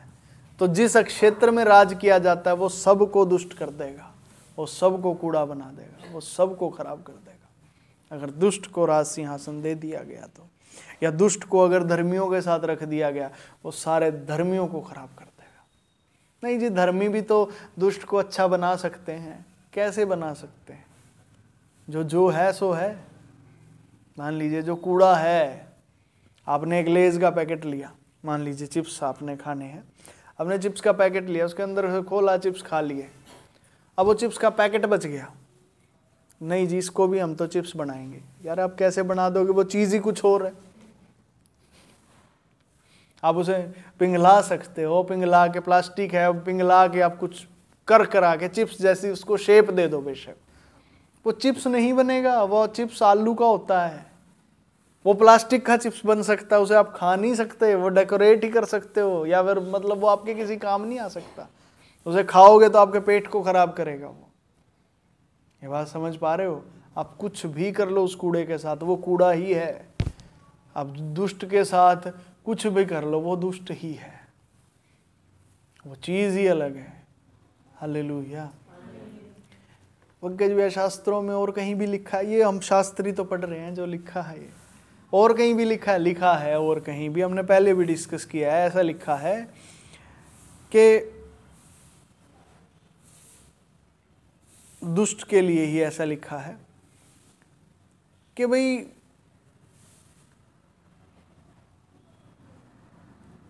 उसको ईश्वर ने इसलिए रचा है कि वो दंड भोगे। हालेलुया। दुष्ट की रचना ही इसलिए हुई है कि वो दंड भोगे। तो पंकज भैया, तो आप क्यों परमेश्वर की रचना में अड़चन डाल रहे हैं? उसे भोगने दीजिए ना दंड। आमीन। तो हम कहाँ रोकते हैं पंकज? आप अपनी दयालुता से रोकते हैं। पंकज भैया, दयालु होना तो देखो अच्छी बात होती है, इसमें क्या बुरा है? शास्त्रों में लिखा, अपने आप को अधिक धर्मी ना बना। पढ़ा है ये? ठीक है, ऐसा लिखा है, नए नियम में लिखा है, अपने आप को अधिक धर्मी ना बना। ये जो अधिक धर्मी है ना, ये भी बुराई है, एक झूठ है। झूठ कह लो या फिर बुराई कह लो। झूठ ये है कि हाँ हम तो दयालु हैं, हम तो ये करते हैं, ये झूठ है। दयालुता इसको नहीं कहते। दयालुता तो बड़ी एक, कैसे कहें, एक ज्ञान की बात है। वो तो जब आपको समझ आएगी तब पता चलेगा कि दयालुता क्या होती है। ऐसे नहीं होती दयालुता, इसको दयालुता नहीं कहते, इसको तो कहते झूठ पे विश्वास करना, इसको तो पाप कहते हैं। ये तो पाप है बेटे। गेट को मिला लीजिए, धूल आ रही है बाहर से ना, मिला लो, गेट को मिला लो, लाइट ऑन कर लो, कर ले आशीष, कर दे। या ये कहाँ हो रहा है ये काम? नहीं, इधर है लाइट, सेकंड बटन। हाँ ठीक है। ये कहाँ पे, प्लॉट में हो रहा है? ये प्लॉट का गेट मिलाया? हाँ, प्लॉट का गेट मिला दे, प्लॉट का गेट। हाँ, hallelujah, hallelujah, hallelujah, hallelujah. Pankaj भैया, हम कहाँ करते हैं ये काम? हमें ये भी तो बता दो जरा। हमने कहाँ ये काम किया? फर्क ही नहीं पड़ता, आपको देखने की जरूरत ही नहीं है कि हमने ये काम कहाँ किया। बस आप ये जान जाओ, जिसकी जो जगह है आप उसे वहां रखना शुरू कर दो, चाहे फिर वो कोई भी है, कैसा भी है। जिसकी जो जगह है, चाहे वो कोई मनुष्य है, मनुष्य को आप मनुष्य की जगह ही रखें, उसकी जो जगह है। चाहे वो कोई सामान है, चाहे वो कोई चीज है, फिर हर किसी को आप उसकी जगह पे रखना शुरू करें। आमीन, आमीन। पंकज भैया, समझ नहीं आई कैसे किसको अपनी, हम कहाँ किसी चीज को ऐसे बिखेरते हैं, हम तो उसकी जगह पे ही रखते हैं पहले से। ये बात आत्मिक है, शारीरिक नहीं। शरीर में तो परछाई पड़ेगी केवल, तो आत्मिक बात को समझे कैसे कि किसी चीज को उसकी सही जगह पे रखना कैसे समझे हम यहाँ पे। आप ऐसे समझिए इस बात को, अब इस बात को ऐसे समझिए। पहले भी एक बार कलीसिया में ये बात आई थी हमारे सामने, मैं दोहरा देता हूँ इस बात को।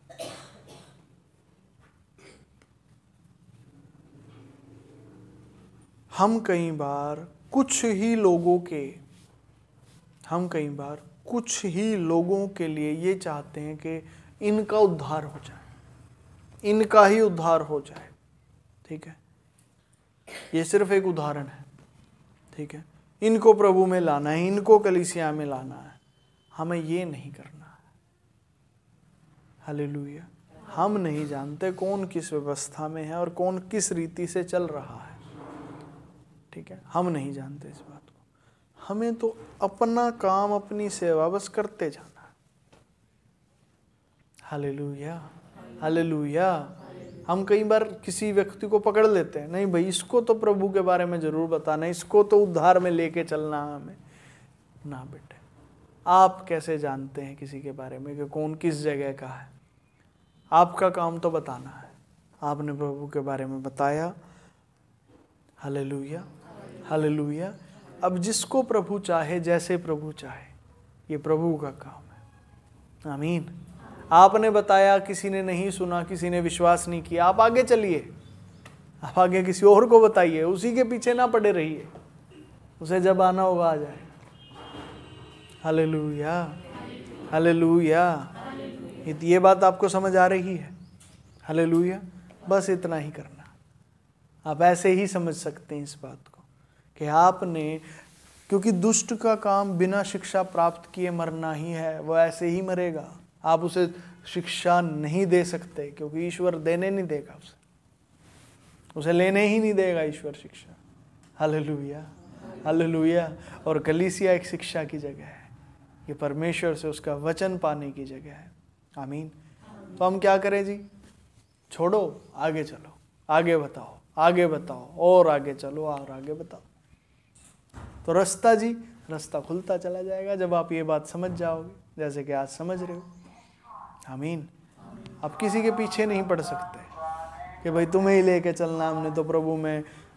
नहीं जी, झूठ आते हैं हमारे सामने कि जब हमारे आसपास के जो ये लोग हैं, इन्हीं कोई सत्य नहीं पता चला, यही प्रभु में विश्वास करके नहीं आए, तो और आगे वालों को क्या बताएं हम? झूठ आता है, अपने परिवार के लिए झूठ आता है कई बार। क्या कि जी जब हमारे घर वाले ही नहीं मान रहे तो बाहर वाले कौन कैसे मानेगा? ये झूठ है, ऐसा नहीं होता, सिस्टम नहीं है ये। तो सिस्टम क्या है पंकज भैया? सिस्टम यही है कि जिस पर वो दया करना चाहे वो करेगा, जिस पर जिसको वो विश्वास देना चाहे वो विश्वास उसे देगा। ये आपका काम नहीं। अगर आप यहाँ पे कैसे कहें, बीच में अड़ते हैं, प्रभु हमारे घर वाले तो अभी तक बचे नहीं, बाहर वालों को हम क्या बताएं, हमारे जीवन में तो ये है ये वो है, बाहर वालों को हम क्या बताएं? ये झूठ है बेटे, ये झूठ है। सत्य क्या है? सत्य ये है, आप अपने दायरे में रहे। आपका दायरा है एक, आपका काम है एक, कि आपका काम है।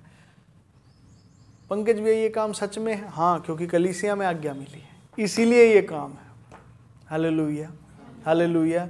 पंकज भैया तो सुसमाचार प्रचारक का काम है ना? नहीं, ये हम सब का काम है। हालेलुया। प्रभु के बारे में बताना और सुसमाचार सुनाना, ये हम सब का काम है। ये सुसमाचार प्रचारक का ही काम नहीं है, हम सब का काम है जो ईश्वर ने दिया। Hallelujah hallelujah. तो आपने अपना काम करना है और आगे बढ़ते जाइए, ईश्वर मार्ग खोलता जाएगा, आप आगे बढ़ते जाइएगा। जो विश्वास करे वो ठीक, जो नहीं करे वो भी ठीक। Hallelujah hallelujah. हम अटक जाते हैं, हमारी दिक्कत का हम रुक जाते हैं और हम ये नहीं समझ पाते कि वो इन कैटेगरी में से कोई व्यक्ति हो सकता है इस तरह की व्यवस्थाओं में कोई ऐसा व्यक्ति हो जिसके पीछे ही हम रुके हुए हैं। हाँ भैया, ये इसको तो प्रभु में लाना, आए ना आए चलो। जो आना चाहता है आपका काम है उसके लिए आने देना, द्वार को खोलना। जो नहीं आना चाहता उसके लिए ठीक है भाई, कोई बात नहीं, उसको क्यों धक्के से खींच के लाना। Hallelujah hallelujah hallelujah. आपको आगे बढ़ना और बढ़ते ही जाना। आमीन आमीन। पंकज भैया कहाँ तक आगे बढ़े? अपने शहर तक, अपने गांव गली मोहल्ले तक। गांव गली मोहल्ला पूरा हो गया फिर शहर में आओ, शहर पूरा हो गया फिर राज्य में आओ, राज्य पूरा हो गया देश में आओ, देश पूरा हो गया विदेश में जाओ। Hallelujah hallelujah hallelujah. देश पूरा हुआ, विदेश में चलो, विदेश भी पूरे हो जाएंगे, एक टाइम आएगा तब तक आपका उद्धार हो जाएगा। Hallelujah hallelujah hallelujah. क्या ये ऐसे ही होना है? ये ऐसे ही होना है। आमीन। अब तो बढ़ते जाइए भाई। हालेलुया। यीशु मसीह के चेले जो 12 चेले थे, बस इस बात को बता के पूरा करेंगे, हमारा समय पूरा हो जाएगा। पंकज भैया ये वचन तो नहीं ज़्यादा हमने बताया, वह अपनी मूर्खता के कारण भटकता रहेगा। मूर्खता के कारण भटकता रहेगा का मतलब वो उद्धार के मार्ग को पा ही नहीं सकता, वो उस बवंडर में, जीवन चक्कर में ही फिरता रहेगा। उसका काम ही है भैया, उसकी जगह ही है। और आदम को परमेश्वर निकाल के उद्धार दे के उसे अपने पास रख लेगा। हालेलुया, यही सिस्टम है। वो भटकता ही रहेगा, वही भटकना है, जीवन चक्कर में फिरते रहना ही भटकना है। ठीक है जी, अब क्लियर है। शिक्षा प्राप्त किए बिना मर जाएगा, वो चलते चलते वहीं मरेगा, उसकी जगह ही वो है। उसको उद्धार में नहीं पहुंचना, वो कभी परमेश्वर के स्वर्ग नहीं पहुंचेगा, वो कभी उसके सिंहासन के पास नहीं होगा उस रीति से। हालेलुया, हालेलुया, उसका वही है। तो आपने उसके चक्कर में नहीं रहना, आपने तो आगे बढ़ना। ठीक है जी, हालेलुया, हालेलुया, हालेलुया, हालेलुया। ठीक है जी, तो अब उदाहरण क्या बता रहे थे पंकज भैया आप? ठीक है, 12 शिष्यों का मैं उदाहरण बता रहा था। थैंक यू शिष्य। ठीक है, यीशु मसीह के 12 चेले। आपको पता है हमारे भारत देश में भी यीशु मसीह का एक चेला पहुंचा, इज़राइल से भारत देश में भी। उसका नाम था थोमा, यीशु मसीह के 12 चेलों में से एक था। ठीक है, पौलुस भी बहुत अलग अलग राज्यों में गया, वहाँ पे सुसमाचार सुना। आपको क्या लगता है कि एक मतलब कैसे वो यहाँ तक पहुँच गए? इतनी दूर कैसे विदेशों में ट्रैवल करने लग गए? कैसे? ये कैसे हो गया था पंकज भैया? जिन उनमें से तो कुछ मछली पकड़ने वाले थे, मछुआरे थे, वो कैसे यहाँ पे ट्रैवल कर रहे हैं? नहीं जी, उनमें से पढ़े लिखे भी लोग थे, वो अपनी पढ़ाई लिखाई के अनुसार यहाँ पे ट्रैवल नहीं किया उन्होंने, वो सुसमाचार के लिए ट्रैवल किया उन्होंने। कैसे कैसे वो इतना कुछ कर पाए? क्योंकि उनको ये बात समझ में आ गई, ये बात उनको समझ आ गई कि भैया आप हर किसी को आप कलीसिया में नहीं ला सकते, क्योंकि हर किसी के लिए है ही नहीं। कलीसिया ऊंची जगह है, लोग निचाई पे हैं। हम लोगों को ऊंचाई पे रख देते हैं, कई बार कलीसिया को छोटा समझ लेते हैं, ये झूठ है। कलीसिया ऊंची जगह पे है, लोग निचाई पे हैं, और यदि परमेश्वर चाहे तो किसी को उस निचाई से ऊपर उठा सकता है, और यदि परमेश्वर ना चाहे तो आप आगे बढ़ो। उन्होंने, जिसने सुसमाचार सुना उन्होंने सुनाया, जिसने नहीं सुना उनको छोड़ दिया, आगे बढ़े। हालेलुया, उनको छोड़ दिया, आगे बढ़े। आगे उनके लिए रास्ते खुलते चले गए, खुलते चले गए, खुलते चले गए। हालेलुया, और कलीसिया बढ़ती चली गई। देखिए, आमीन, आमीन। तो पंकज भैया हमारे लिए तो बापोली कलीसिया है ना, तो यहाँ पे जुड़े हैं ना, तो आगे का कैसे है और कहीं क्या है? तो ये बापोली कलीसिया है, तो अब पानीपत कलीसिया खुल जाएगी। साधारण सी बात है। करनाल में जाइए, करनाल कलीसिया खुल जाएगी, जहाँ जाएंगे वहीं कलीसिया। Hallelujah, hallelujah, hallelujah, hallelujah. और ये ईश्वर का काम है, वो करता रहेगा। कुरुक्षेत्र चले जाइए, कुरुक्षेत्र कलीसिया खोल दीजिए, ये तो खुलता जाएगा। आप इधर दिल्ली साइड चले जाइए, दिल्ली कलीसिया चल जाएगी, जहाँ जाएंगे वहीं कलीसिया। Hallelujah, hallelujah. एक ही के उसमें नहीं रहना कि हाँ एक ही जगह है, बस यहीं पे ही हमने करना है, ऐसा कुछ नहीं है। आमीन। तो पंकज भैया परमेश्वर हमारे लिए रास्ते खोले, बिल्कुल, क्यों नहीं। आज ये वचन आ रहा है, ये वचन ही मार्ग है। Hallelujah, hallelujah, hallelujah, hallelujah, hallelujah. ठीक है जी, किसी का कोई सवाल आज के सारे वचन में अगर है तो पूछे, नहीं तो फिर हम प्रार्थना करेंगे। किसी के मन में कोई सवाल है? जितनी बातचीत हमने अभी की है, जो जो बातें यहाँ पे हुई है, उनसे जुड़ा अगर कोई सवाल है तो आप कह सकते हैं, पूछ सकते हैं। कोई बात किसी के मन में है? बिल्कुल भैया, जैसे जो बताया ना, कितनी सारी व्यवस्थाओं के साथ आते हैं, मतलब कि पता ही नहीं होता कितने सारे बंधनों में जकड़े हुए होते हैं। बाद में महसूस होता है कि हाँ कितना रिलैक्स फील कर रहे हैं। हालेलुया, प्रभु का धन्यवाद। तो ये तो आपकी गवाही है, धन्यवाद। ठीक है जी, और कोई गवाही है तो वो भी बता सकते हैं। जी शिष्य महेश, आगे आ जाइए शिष्य, क्योंकि रिकॉर्डिंग में आवाज नहीं रिकॉर्ड हो पाती। भैया मेरी वीरवार की गवाही है, क्योंकि मैं सोनीपत चली गई थी, मैं यहाँ नहीं आई थी, और मेरी कठिनाई की शुरुआत सुबह से ही होने लग गया था, क्योंकि उपवास व्रत भी था। और मैं सो उठी, मेरे ध्यान से उतर गया कि आज तो उपवास व्रत है। फिर खाना मैंने बनाने के लिए सिस्टर को बोल दिया कि खाना बनाओ, मैं खाऊंगी। फिर एकदम से ध्यान आया कि खाना मैं क्यों बनवा रही हूँ, आज तो उपवास व्रत है। फिर मेरा सवाल उठ रहा है, मैं उपवास रखूँ या ना रखूँ, सोनीपत जाना खाली पेट कैसे ट्रेवल करूँगी मैं। फिर मैंने कहा नहीं, मैं उपवास रखूँगी, मैं नहीं खाना खाऊंगी। जब ध्यान टूटा है मेरा ध्यान में आया कि हाँ आज उपवास व्रत है तो करके ही जाना मुझे वहाँ। तो मैं वहाँ सोनीपत चली गई, कम से कम 3 घंटे में ट्रैवल करती रही वहाँ पैदल ही। एड्रेस नई जगह पे सबने भेज दिया, तो वहाँ कुरियर के लिए मेरे को मिल नहीं रहा था। तो घूमती रही, फिर मेरा भूख और डबल हो गया।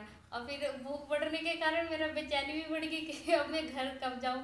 तो फिर ट्रेन एक तो कैंसिल हो गया मेरे से 12 बजे का, फिर 1:30 बजे की ट्रेन थी पैसेंजर, उससे मैं आने में हमेशा हिचकिचाती हूँ। फिर मैंने ट्रेन आ गई, फिर भी मैंने सोचा स्टेशन पे वेट करने से अच्छा मैं ट्रेन में बैठ के झूला झूलते चली जाऊँगी, क्यों मैं वहाँ इंतजार करूँ स्टेशन पे। फिर मैं ट्रेन में बैठ गई, ट्रेन में बैठते ही 1:30 बजे आई। मैंने प्रार्थना कर दिया कि प्रभु मैं आज इस ट्रेन को मेरे को टाइम पे पहुँचाना पानीपत। 2:30 बजे की वो टाइमिंग होती है, वो कई बार 4-3 बजा देती थी भैया पानीपत आने में। पर मैंने इतना ही बोल के फिर मैं निश्चित होगी कि अब मैं घर पहुँच जाऊँगी इससे।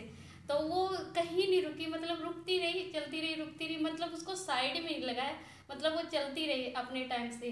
फिर मैं एग्जैक्ट टाइम पे घर अपने वहाँ स्टेशन पे पहुँची पानीपत। 10-5 मिनट पानीपत ही आने में थोड़ा लेट की, नहीं तो फिर वो कहीं नहीं ब्रेक लगाई।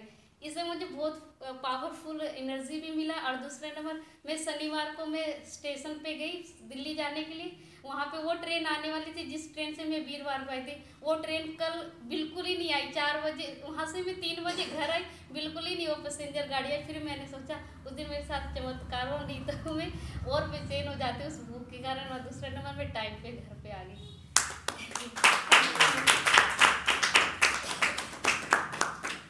धन्यवाद प्रभु, हालेलुया हालेलुया।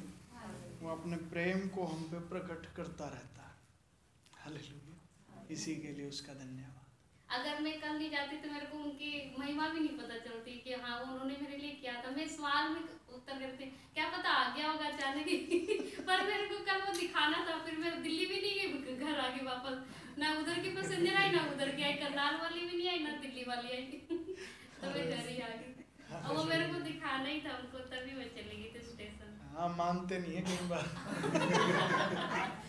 हमारे मन में होता है अरे हो गया ना ऐसे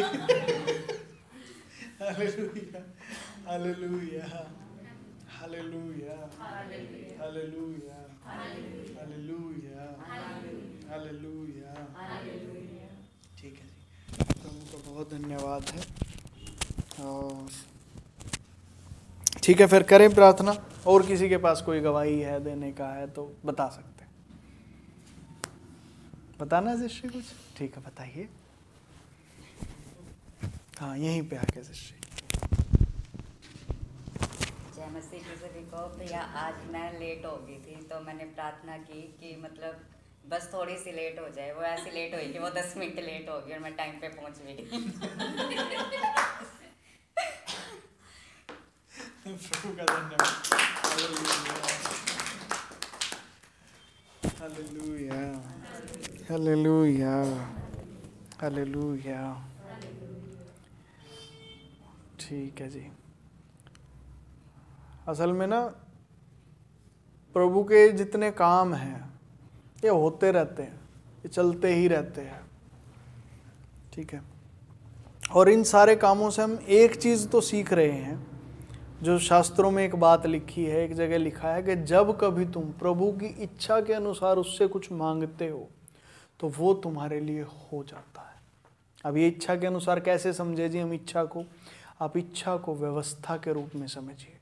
जब जो चीज़ आप मांग रहे हैं यदि वो व्यवस्था में है तो आपके लिए तुरंत वो हो जाएगी।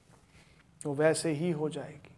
हालेलुया। और अगर वो चीज़ व्यवस्था में नहीं है, मांगते रहिए, फिर नहीं होगी। Hallelujah, hallelujah.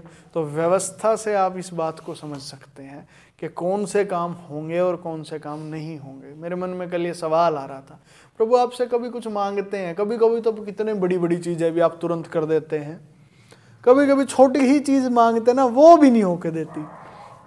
ठीक है, ये क्या करें इस चीज़ का? तो उसका जवाब ये है, आप जो भी मांगते हैं प्रार्थना में या प्रार्थना करते हैं, वो व्यवस्थित होनी चाहिए। यदि वो व्यवस्थित है तो होगा। तो जी जो व्यवस्थित है वो तो ऐसे भी होना है, उसके लिए प्रार्थना की क्या ज़रूरत है? नहीं होगा ऐसे, प्रार्थना होगी तो ही होगा। व्यवस्था में प्रार्थना भी तो शामिल है। जहाँ प्रार्थना होनी चाहिए वहाँ प्रार्थना ही होगी, उसी से ही वो काम होगा। जहाँ वो काम ऐसे ही होना है वहाँ वो काम ऐसे ही होगा। हालेलुया। व्यवस्था को समझना पड़ेगा, व्यवस्था में चीज़ें शामिल है। यहाँ तक कि आप किस दिन कौन से कपड़े पहनते हैं ये भी व्यवस्था में है। ये भी ऐसे नहीं होता, ये भी इतनी हल्की बात नहीं होती कि किस दिन कौन से कपड़े पहनने हैं, ठीक है, कौन सी घड़ी पहननी है, ठीक है, कौन सा तेल सिर में लगाना है, ये हर चीज़ व्यवस्थित है। आमीन, आमीन। और व्यवस्था में है तो हर चीज़ बेहतरीन होगी। आपको बस व्यवस्था देखनी आनी चाहिए। Hallelujah, hallelujah, hallelujah. ठीक है जी। जैसे कि जो ये व्यवस्था का बोला, आज का ही मैं बताऊं तो जैसे कुछ चीजें हमसे बातें करती हैं। जैसे मैं रेडी हो रही थी उस टाइम पे एकदम से वो माइंड में ये आया कि कलीसिया के लिए तुम लोग रेडी होके क्यों नहीं जाते? जैसे तुम अपनी और चीजों के लिए तैयार होते हो, वैसे तुम्हें तैयार होके जाना है। मतलब एकदम से क्लिक किया माइंड में कि जैसे कोई बोल रहा हो जबरदस्ती। ऐसी चीज आज हुई मेरे साथ। मैं बल्कि आगे बता भी रही थी मैडम को। तो मतलब कि वो चीजें हमसे बात कर रही है, अगर हम उसको सुने समझे तो वो चीजें चल रही है हमारे साथ। अच्छा शिष्य, तो तैयार हो गए आए करें। Hallelujah, hallelujah, hallelujah. ये अच्छा है। ठीक है, ठीक है जी, प्रार्थना करेंगे। प्यारे प्रभु, आपका धन्यवाद हो आज की सारी बातचीत के लिए, सारे वचनों के लिए जिनसे आपने हमें सिखाया, समझाया और अपने आनंद में आपने हमें रखा हुआ है। प्रभु आपका धन्यवाद। आपके वचनों को हम स्वीकार करते हैं प्रभु, और अपने दायरे में हम आकर रहना और चलना भी स्वीकार करते हैं। आपसे विनती और प्रार्थना करते हैं, जितनी अन्य व्यवस्थाएं यहाँ हमारे दायरों से हमें बाहर निकालने के लिए या हमें रोकने के लिए, उलझाने के लिए कार्य करती हैं, यीशु मसीह के नाम से, यीशु मसीह के लहू से ब्रेक होल देयर बोन्स। उन सभी को मैं यीशु मसीह के नाम से, यीशु मसीह के लहू से बांधता हूँ और फेंकता हूँ अथाह कुंड में। पवित्र आत्मा जी आप आइए और आप चंगाई दें इन हिस्सों में, और आपका राज्य स्थापित हो प्रभु, और आपकी योजना हमारे जीवनों पर आप प्रकट करें इस हिस्से में। धन्यवाद, धन्यवाद प्रभु। हम रुके और अटके ना रहें अब किसी भी मनुष्य, किसी भी चीज़ों के लिए। हमें तो आप में आगे बढ़ना है, आप आगे बढ़ाएं, हमारे लिए मार्ग भी खोलें प्रभु, और लेकर भी चलें। धन्यवाद, धन्यवाद प्रभु। यीशु मसीह नासरी के नाम से, आमीन, आमीन। Hallelujah, hallelujah. मैं दान के लिए एक बार प्रार्थना कर देता हूँ। प्यारे प्रभु, आपका धन्यवाद करता हूँ, जो भी भाई या बहन प्रभु दान के हृदय से और मन से यहाँ पर आए हैं प्रभु, हर कोई जो भी दान वो देना चाहते हैं अपने मन में ही अपने दान को स्मरण करें प्रभु। ये सब दान आप में ग्रहण हो, और जिस हृदय से दिए जाते हैं वहाँ भी, जिस हृदय में लिए जाते हैं वहाँ भी आप में, आप ही का राज्य स्थापित होने के निमित्त प्रभु धन्यवाद। आप आशीष दें प्रभु, धन्यवाद। अब आप सब, आपकी जो भी इच्छाएं हैं, आप जो भी प्रभु से मांगना चाहते हैं, आप मांग सकते हैं अपने मन ही मन में। प्रभु यीशु मसीह के सामने आप प्रार्थनाओं को रख सकते हैं।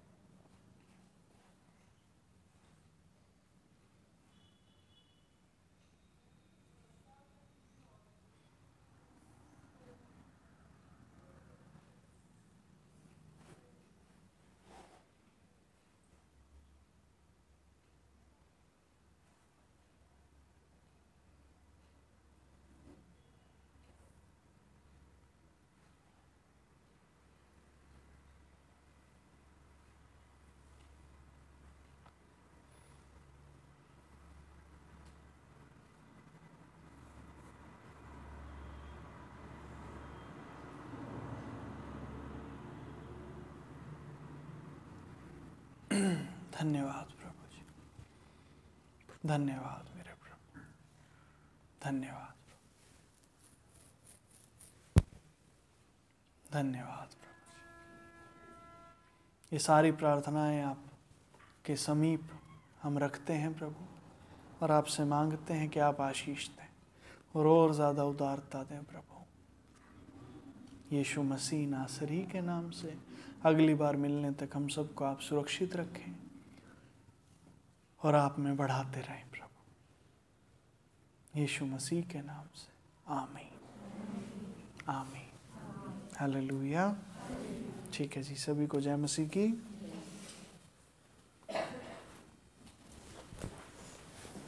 आप दान डाल सकते हैं। जो कोई भेंट, दशमांश या सिखाने वाले को अपनी भली वस्तुओं में सहभागी करना चाहते हैं वो भी कर सकते हैं। जो मिलना चाहते हैं वो मिल सकते हैं। धन्यवाद प्रभु, आपका शुक्रिया अदा मेरे प्रभु जी, आज के इस दिन के लिए और इस समय के लिए।